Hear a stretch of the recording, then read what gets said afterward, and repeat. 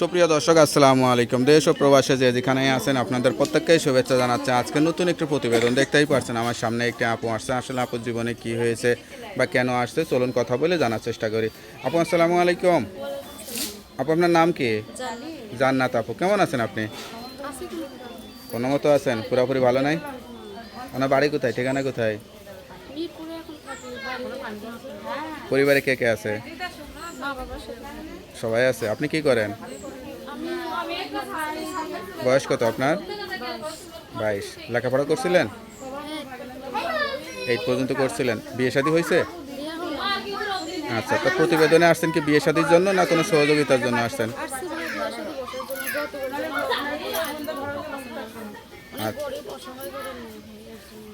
আচ্ছা আচ্ছা, তো মা বাবা কি জানে আপনি প্রতিবেদনে আসছেন? আচ্ছা, এখন কীরকম মানুষ হলে বিয়ে করবেন?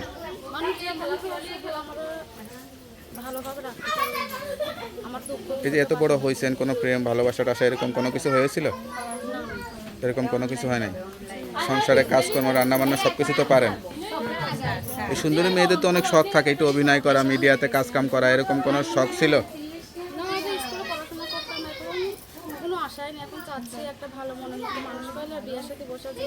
জীবন কাটাবেন তাই তো? যাই খুবই ভালো কথা। কিন্তু আপনার সঙ্গে কীভাবে যোগাযোগ করবে?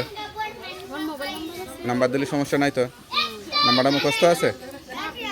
তা নাম্বারটা আমার কাছে দেন, আমি দেখে বলে দিই। হ্যালো ভিউয়ার, শুনলেন এক অসহায় গরিব ঘরের মেয়ে, আসলে কষ্টের জীবন, সত্যিকার একটা জীবন সঙ্গী চাই। সব কিছু জেনে বুঝে কেউ যদি যোগাযোগ করে বিয়ে শাদী করতে চান অবশ্যই তারা তার এই নাম্বারে যোগাযোগ করবেন। হ্যালো ভিউয়ার, শুনলেন এক অসহায় আপুর জীবন গল্প। কেউ যদি যোগাযোগ করে বিয়ে শাদী করতে চান এই নাম্বারে যোগাযোগ করুন।